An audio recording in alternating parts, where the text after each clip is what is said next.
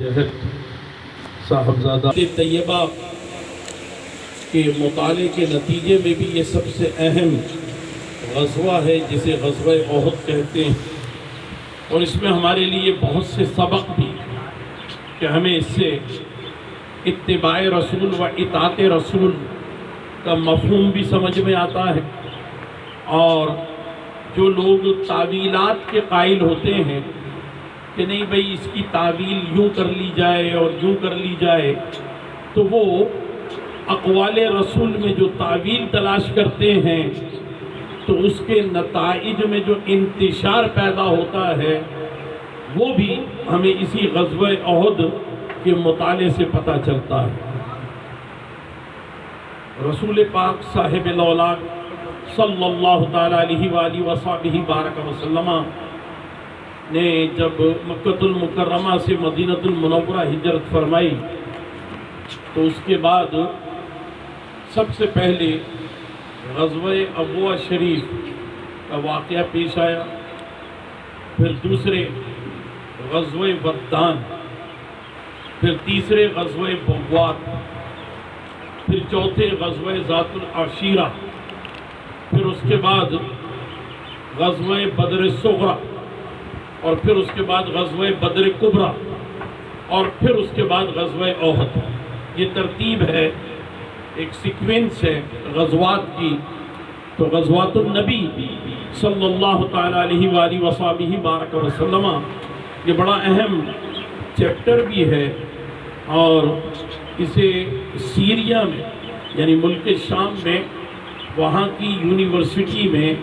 باقاعدہ غزوات النبی کے اسباق پڑھائے جاتے ہیں، یہ ایک کورس کا حصہ ہے۔ اور اسی طریقے سے یہ یہاں سوڈان میں بھی غزوات النبی کے اسباق پڑھائے جاتے ہیں۔ تو میں یہ عرض کرتا ہوں ہمارے یہاں بھی اکا دکا بعض نصاب کی کتابوں میں سیرت طیبہ پر کچھ ملتا ہے میٹر، ورنہ عام طور پہ نہیں ہے۔ اور جو اب جہاد کی باتیں تھیں تو وہ تو نکال دی گئیں، لیکن قرآن مجید فرقان حمید میں جہاد سے متعلق جو کچھ بھی بیان ہوئے ہیں مضامین، یہ ہمیں اپنے بچوں کو پڑھانے چاہیے، بتانے چاہیے۔ اللہ تعالیٰ کے پیارے حبیب علیہ السلام پر یہ آیت مقدسہ کتب علیکم القتال، اے محبوب تم پر قتال و جدال فرض، تو یہ جب اس کی فرضیت ہو گئی جہاد کی تو یہ ارکان دین کا حصہ ہے۔ بعض لوگ جو ہیں وہ جہاد کی عملی جد و جہد سے دور ہوتے ہیں، تو وہ کہتے ہیں کہ بھئی 5 پلر ہیں دین اسلام، کلمہ طیبہ، نماز، زکوٰۃ، روزہ، حج، یہ 5 پلر بتاتے ہیں کہ the 5 fundamental pillars of Islam۔ لیکن یہ بات ٹھیک نہیں ہے۔ دنیا سنیت اور درود و سلام پڑھنے والے وہ 6 پلر بیان کرتے ہیں، 5 نہیں بیان کرتے۔ اور وہ 6 پلر کیسے ہیں؟ کلمہ طیبہ، نماز، زکوٰۃ، روزہ، حج اور جہاد، یہ 6 پلر ہیں اسلام کے بنیادی۔ تو اس اعتبار سے جہاد بڑی اہمیت رکھتا ہے۔ رسول اکرم نبی محتشم محبوب معظم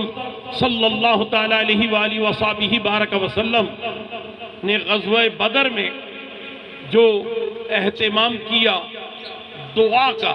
اس دعا کے نتیجے میں ملائکہ کا نزول ہوا۔ 5000 ملائکہ نصرت کے لیے، اعانت کے لیے نازل کیے گئے۔ جبل ملائکہ آج بھی گواہ ہے، وہاں بدر میں موجود ہے، اور وہ فرشتے اتنے غیظ و غضب کے ساتھ آئے تھے کہ ان کے نیچے اترنے کی جو رفتار تھی وہ بھی بڑی تیز تھی، اور فرشتوں کے جو پر تھے ان پروں کے اندر موجود جو حرارت تھی کہ وہ ایک گریویٹی سے گزرتے ہوئے آ رہے تھے، تو اس کے نتیجے میں سنگ ریزوں کے پہاڑ جو ہیں وہ سارے کے سارے ریت کے پہاڑ میں تبدیل ہوئے۔ ایسا لگتا ہے کہ پہاڑوں کو کسی چکی کے دو پارٹ میں ڈال کر کے پیس کر اس کو ریت بنا دیا گیا۔ یہ کیفیت تھی ملائکہ کے نزول کی، اور قرآن مجید میں اس کا ذکر بھی ہے۔ اللہ تعالیٰ نے فرمایا وَلَقَدْ نَصْرَكُمُ اللَّهُ بِبَدْرٍ وَأَنْتُمْ أَذِلَّةٌ، بے شک ہم نے تمہاری مدد کی بدر شریف کے موقع پر جبکہ تمہارے صحابہ بے سر و سامان تھے۔ تو اس بے سر و سامانی اور قسمہ پرسی کے عالم میں اللہ تبارک و تعالیٰ نے مدد فرمائی، اور مشرکین جو کہ 1000 کی تعداد میں آئے اور مسلمان 313 تھے، لیکن 313 غالب آ گئے، اور مشرکین جو ہیں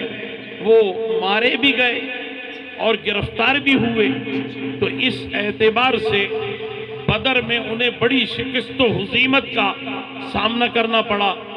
سید الشہداء حضرت حمزہ رضی اللہ تعالی عنہ، انہوں نے بدر کے میدان میں 22 مشرکین کو اکیلے اپنے ہاتھوں سے جہنم رسید کیا، اور دیگر صحابہ اکرام کی شجاعت اور بہادری، اس کی کیفیت اپنی جگہ ہے۔ تو جاتے وقت بدر سے یہ کہا گیا تھا، اس وقت تک جناب ابو سفیان مسلمان نہیں ہوئے تھے، تو انہوں نے کہا کہ اے محمد 1 سال کے بعد پھر ہمارا تمہارا آمنا سامنا ہوگا اور مقابلہ ہوگا۔ تو وہی 1 سال کے بعد 17 رمضان اور پھر یہ 15 شوال، تو تقریباً 1 سال 1 ماہ کے بعد یہ احد کے میدان میں 3000 مشرکین